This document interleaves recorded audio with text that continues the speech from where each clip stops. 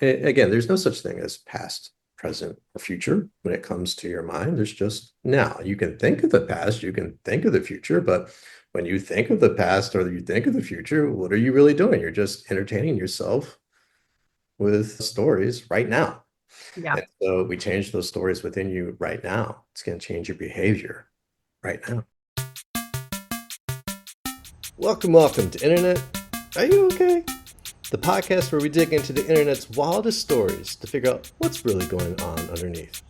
I'm your host, Patrick Ward. I'm a neuroplastician who helps people change the emotional patterns running their lives by using their brain's natural ability to update so we can change and rewrite those painful memories. In other words, if you come to me, we won't be doing any talk therapy.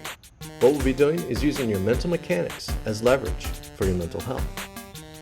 What I do is called memory reconsolidation.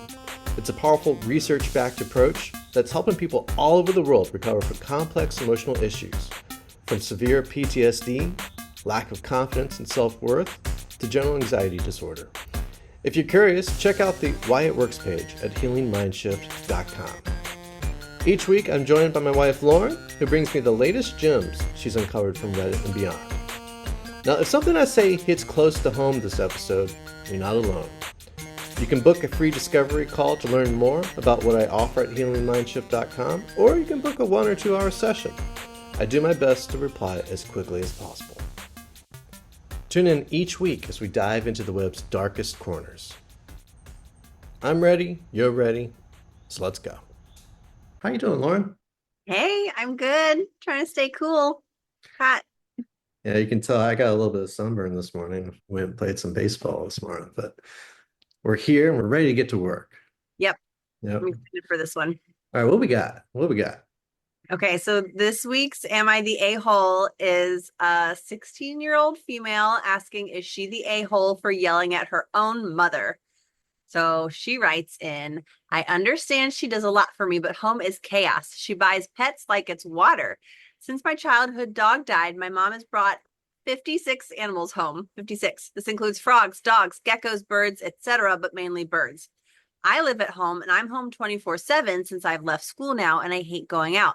The amount of birds is insane. They never stop ever. The dogs chew everything, rip clothes, ruin furniture. I've had 4 shoes chewed up, 7 shirts ripped, 3 pillows torn. Like it's just all downsides.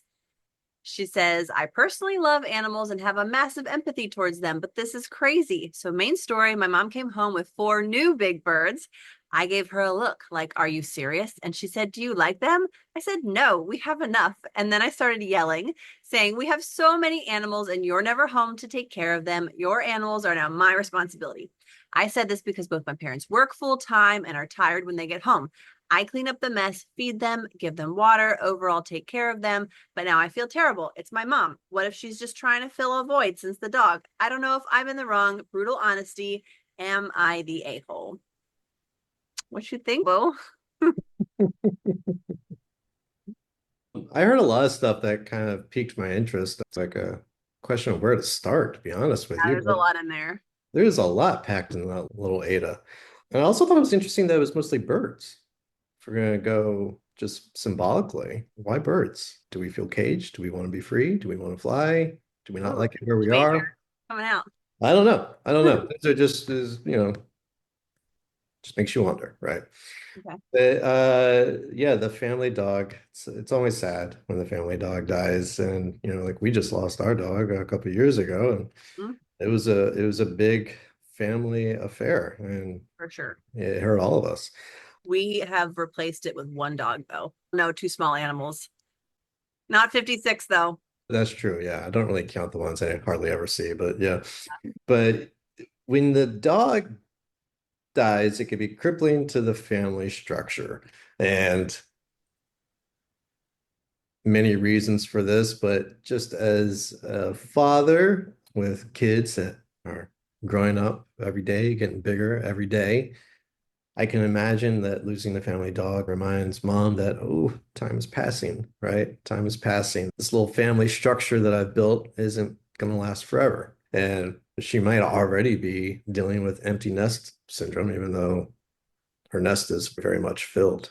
And Now it is, yeah. literally with birds. But 56. That's quite excessive. 56, and it looks like the daughter is taking on most of the responsibility for their care, at least from her perspective. I know it's a 16-year-old's perspective of this problem, but Yeah, and that can be skewed for sure. Yeah. Like I had but to she fill at that least water bottle feels, today. You know, what'd you say? I had to fill their water bottles today. I'm so exhausted. Exhausted. But to be like, let's just assume she does feel like this big burden. I mean, she does. She feels it regardless. She feels it, and Um, we respect what she feels. Yes, absolutely. I am more interested in mom than I am her, though I do have some things to say about her. You know, where do you want to mom, start? she's accumulating, right? She's accumulating and she's accumulating. And when you hoard animals, there are many things that can be going on. But just on the surface level, she's looking to rescue, she's looking to protect, and she's obviously looking to nurture, right? To Wants to feel me, needed. it suggests childhood trauma. Mhm. To be honest, I don't know. Like I said in the first episode, I don't know the answers to any of these questions, but these are things that I would start asking. And I Right. would start digging, I'd start prodding and poking and be like, okay, what happened when you were a kid? It suggests that she was neglected as a child, and that these animals are just metaphoric expressions for that child within her that didn't receive the love, care, and attention that she needed. It looks like she had a lot of unmet needs as a kid, and that she's projecting all of this onto the animals. And she's trying to maybe heal that part of herself through these animals. What is like the sense that she needs so many though? Like that's it's this like unfillable void for her. Is that Yeah. just the issue that it's not necessarily about the end of the story? It's just that bringing them in, like that's where she seems stuck. Yeah, and so that kind of leads me to my second point. I'm wondering if not only were her needs unmet, I'm wondering if there were some money issues when she was a kid. Like maybe she just like her parents had difficulty like physically providing for her like the things that she just needed. New clothes each school semester, a toy to play with, a new toy to play with once in a while. Maybe her parents just had trouble providing those very basic things to her, and she just felt in want most of her childhood. Don't know. Don't know. Like we said, we don't know. That's something that I would explore because I have a feeling that if I were to talk to her, I would hear a lot about mom and dad. I would think there's a lot of stories with mom and dad that she probably has bottled up within her. And maybe her loved ones hear about them all the time. But I think it's something that, like, even though you talk about it, as people know, and in talk therapy, you can talk about stuff the rest of your life and no change is going to occur. But I would talk about mom and I would talk about dad and I would say, okay, were they around? Like when you were in the room with them, did they pay attention to you? Did they at least talk to you? If they had trouble providing for you, did they at least talk to you and ask you how your day was? I have a feeling the answer to that would be no. Again, this is all just knee-jerk reactions just from having worked with people, but that's where I would poke around with her. And I bet if I were to get how she holds mom and dad within her in place, some of this behavior would start to just fade away. Would be like scarcity and like lack of nurturing issues in her past, maybe that you would want to work on. Yeah, there's a Yeah. scarcity mindset there for sure. And Whether it's money or time and emotion. yeah, and so what I would do with her is I would ask her like, when did you feel what moment in your life did you feel like you were really lacking? Are there a few moments in your life where you felt like you were really lacking, like you didn't have it as good as those other kids? And we would go there and we would notice the emotional intensity of those memories and get them down to where they don't bother her anymore. And once we got the emotional intensity down, we start changing a few of the details so that in her mind, we can't literally change the past. We can't do that. We can't change that which does not exist. But within her, we can change the stories so that when she thinks of her past, she has feel good feelings. Mhm. And that's going to change when you again, there's no such thing as past, present, or future when it comes to your mind. There's just now. You can think of the past, you can think of the future, but when you think of the past or you think of the future, what are you really doing? You're just entertaining yourself with stories right now. Yeah. And so we change those stories within you right now. It's going to change your behavior right now. Let's talk about the daughter for a minute then, because this is her right now. Yeah. She might be developing these memories right now of a really stressful home situation. So, obviously, she's feeling this stress, and our original post is, I feel bad basically that I yelled at my mom. And so Yeah. maybe her mom is sensitive. But then there were a couple other red flags that I'm sure you noticed. She's 16, but she's left school now, hates going out, and is home 24/7. If someone, if like a client came to you in a similar situation, they're like, this is the issue with my mom that's going on. But then these other side red flags come up. Go. Where are you starting from, Patrick? I think with her, we're also going to hear a lot about mom. Yeah. And if we talk to mom, we're going to hear a lot about mom's mom. And I think if we talk to our primary, what I like to call Ada, if we talk to Ada, Ada's going to talk about mom. And The 16-year-old. yeah, the 16-year-old. And I think our primary Ada, I'm wondering if her mom dropped out of high school because everyone seems to be okay with the fact you're just judging from what we have. We don't have much. Right. It's a very small snippet of a person's life. A paragraph is a drop in the bucket, or yeah. But I have a feeling mom herself dropped out, and I have a feeling she's mirroring mom. And it's clear that from mom's perspective, her daughter is a lot like her because she's buying all these animals and she's just assuming it's like, oh, you don't love these as much as I do? Of course you Yeah. love these animals. And I think from the daughter's perspective, yeah, she's a lot like her mom as well. Sure. But there is just it appears that, Ada feels that school is pointless or just she felt like it was okay to leave. We need to figure that out because that's a big thing. A Right. kid dropping out of high school. You need high school. You need it for many reasons, not just getting a job. You need it for social growth and all that. And it doesn't seem like she's getting that elsewhere if she says she hates going No, out. she's staying at home. Okay, what are you hiding from? You're hiding Right. from something. What are you hiding from? What happened at school? It may not have been something that happened at school, but that's the first place I would ask. Is there school trauma with you? Because you just left and you're okay with that. And it appears that mom is okay with that too, because again, I have a feeling that mom dropped out of high school as well.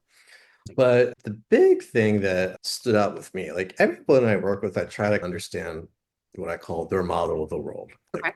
what do you think about life? What is it you believe? And you can get a person's model of the world by asking them questions about anything, because the way you perceive one thing is the way you perceive all things. And for her, I would ask, okay, I wouldn't say this to her, but she said she knew what animals feel. So I would ask her, like, what do animals feel? Okay. And when she tells us what the animals feel, that's her just really saying, that's what I feel. I remember talking to someone once who she was talking about her dog, and she said, my dog is the most misunderstood dog in the world. And this world she wasn't meant for this world. Doesn't take any training whatsoever to realize, oh, you feel like this world. What are we talking about here? Yeah, who are we talking about? But Oh, we would try to get the model of the world through the animals. that makes There's a sense. story going on there, and definitely there's some trauma. It appears to me that she's marrying mom. I'm not trying to discredit whatever happened to her, but I have a feeling she's modeling mom's behavior more so than anything else. She's not exactly like mom because to her, living at home with an ecosystem is not the best way to live. But there's a lot of similarities there. And I think the mom thinks she just produced a carbon copy of herself. And Because maybe that's, she feels like she's trying to fill a void in her daughter. Oh, I got you another one. Here's something else you can take care of and do during your day. yeah, because let's be honest, like this is not about the dog. The dog is Right. I representing something forgot. I'd else. already forgotten that there was a dead dog in this story. Yeah, and they probably did too. And but there's a story with the daughter. But the mom is what's to me is the person that really needs this work and that would benefit from this work. And I have a feeling that if I worked on mom, got mom in a good place, the Yeah. daughter would follow. It was just set the tone for the household. It would just set the tone for the household. But Yeah. yeah, that's where Like, we would dig. yeah. Yeah, for sure. So Uh, I would say maybe no one's the a-hole here. no one's the a-hole. I think there's just a lot of wounded puppies in this Right. household. Literally and metaphorically. No, isn't it mostly birds? But yeah, but there's a lot of people there that are carrying some grief. What's Yes. interesting to me though is the father. He's barely mentioned. He works full time. That's all we got. The dad's putting up with this behavior. That to me is interesting. I don't know what to make of that, but he's putting up with all this crazy behavior, and he may be right on board with the wife, the mom, and that he also needs to fill some sort of void because we tend to couple with people that are on the same emotional wavelength as us and going through like the same storylines. And so I wouldn't be surprised if he has a very similar story. But I think with mom, there's more there's more to work on than there is the daughter. I don't know. I don't know. But But that's at least a good starting point for the family dynamics. good starting point. And yeah, when you start cleaning up these past traumas, it clears up who you are in your head right now. Yeah. And sometimes people don't even want to change the story. They just want to lower the emotional intensity. And you can do that too. Like I've said before, I think it's a good idea to change the story because you're not going to anticipate future events happening again when you clean up the past. So if Yeah. you're catastrophizing about things happening, you're going to be doing that less if you clean up the stories that are in your head from the past. But again, we can always just lower the emotional intensity, and that may get people to a good place too. Yeah. That sounds great. Anyway, that's episode 2, folks. I hope you got an idea of what we do here. See you guys soon.